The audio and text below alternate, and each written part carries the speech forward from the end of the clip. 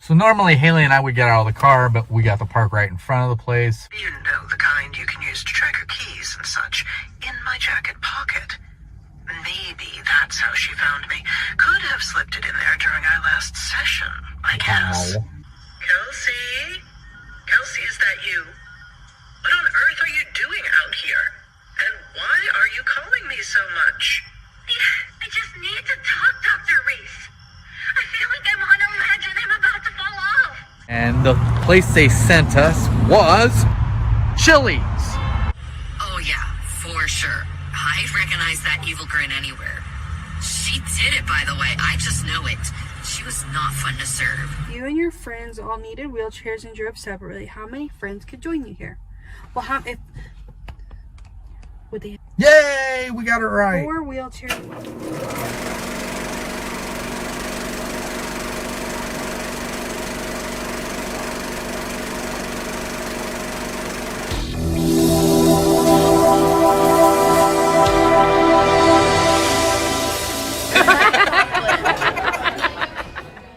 All right, we're at our next location. We've got somewhat of a riddle to figure out.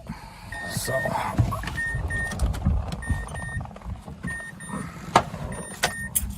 here we go. Here we go.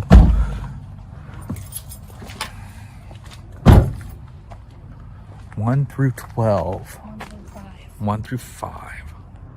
All right. So I don't know.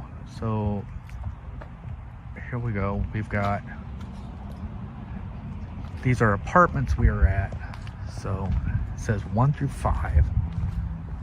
So we gotta figure out the number.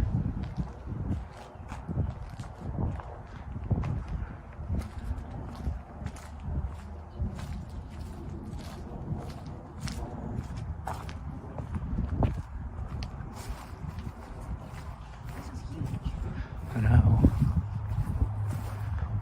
What's the highest number on there? 9.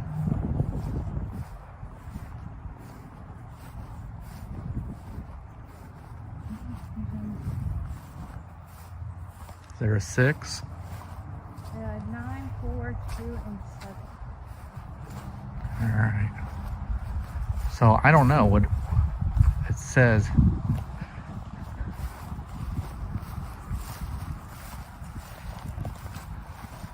We're gonna be like, who are these people walking around in our area? So I noticed those buildings back there all ended in 5. All right. There's so many. I think we're gonna guess at this one. That's fine with me. All right. This one, we don't understand, but it says what again? So you go to rent a place to dwell. You need to know its location well. Complete the pattern 1 through 5. 1 through 5. Pattern 1 through 5. I don't know. I don't know either. All right, so we're gonna get back in, and we have what we have. We have an anonymous caller and a brass flag. An anonymous caller and a brass flag. All right, so here we go with the interview. Decryption in process. Anonymous caller, right? Decryption complete. Detectives, this is the apartment building our victim, Mr. Hartley, lived in. We had a call on the tip line from one of his neighbors.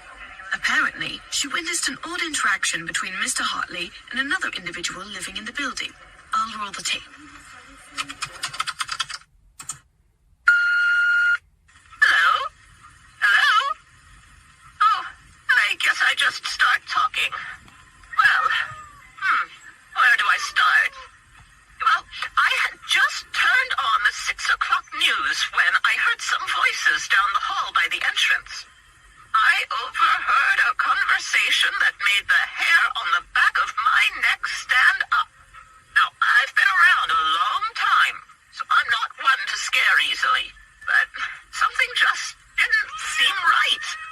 And when I heard the news about poor Mr. Hartley this morning, well, I just had to call in. recognizing the voices I hear from the building. So when I first heard the conversation, I knew it was Mr. Hartley and Mr. Burrows. It sounded like Mr. Hartley had won the lottery or something. Oh, wow. I peeked out the door and he was jumping up and down, screaming, I'm rich, and carrying on. Well, just as I was about to go out and ask what it was all about, I heard another voice, Mr. Burrows, ask what he was talking about. Well, Mr. Hartley then told him he had a super rich uncle who passed away and left him everything. Oh, wow. Burrows asked how much, and he said, enough to leave the cheating bitch and move to an island for the rest of my life. Or something like that. The weirdest part about the whole thing, though, was that Mr. Burrows just kept asking more questions. Detailed questions people usually wouldn't ask. I can't remember all the details, but I do remember him saying, I got it all right here in this check, that he's never seen so many zeros. I heard him say, well, you'll have to excuse my manners, but $45 million fucking dollars eat shit Kelsey, because he ran down the hall. About 15 minutes later, I saw Mr. Hartley leave the building. I usually sit by the window after dinner doing my crossword, so I see most people come and go. As Mr. Hartley left the building, I saw Mr. Burrows follow Mr. Hartley all the way up the road.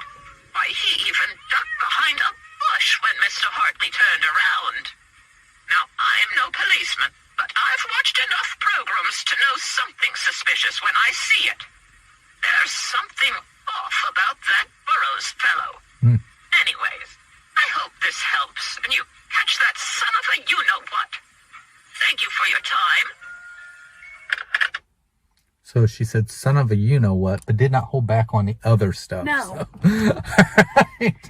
Frost flag 2817. All right. Frost flag number 2817. Name, Mel Hartley. Using a picture Detective Palms sent from his interview with Mel, Frost MH. identified her as Melissa Hartley.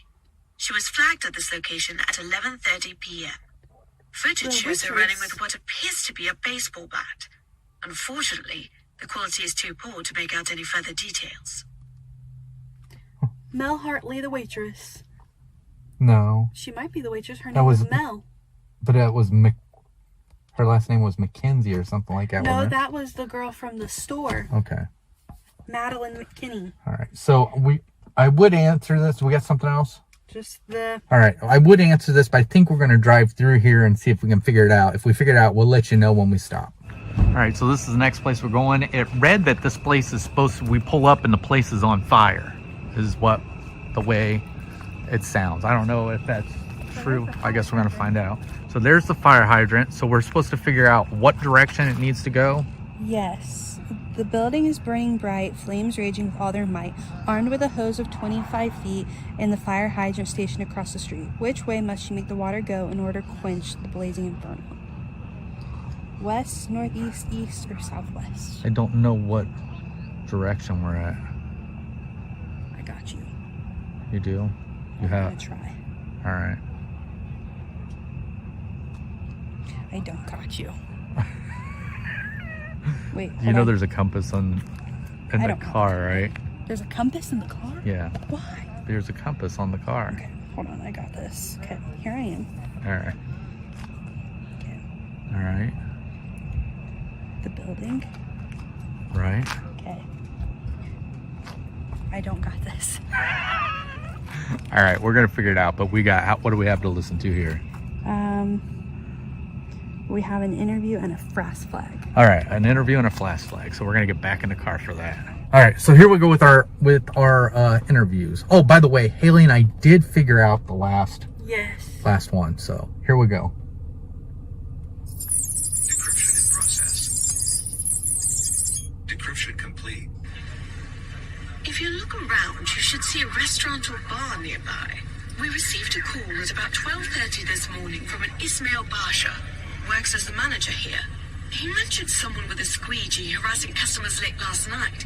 By the time we got there, the place was closed. Sounded a lot like Mr. Tucker, so we sent Palm over to investigate.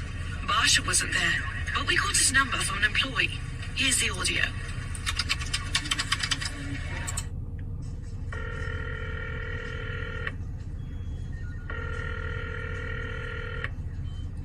Hello?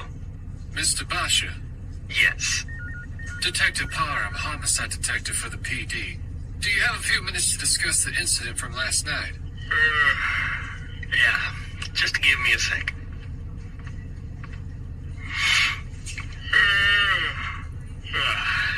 Okay. So dramatic. I'm here. Sorry. Crazy night. Well, I appreciate it. I'll try to keep this brief. So you gave us a call last night at around 12:30 a.m. Can you explain why? Sure.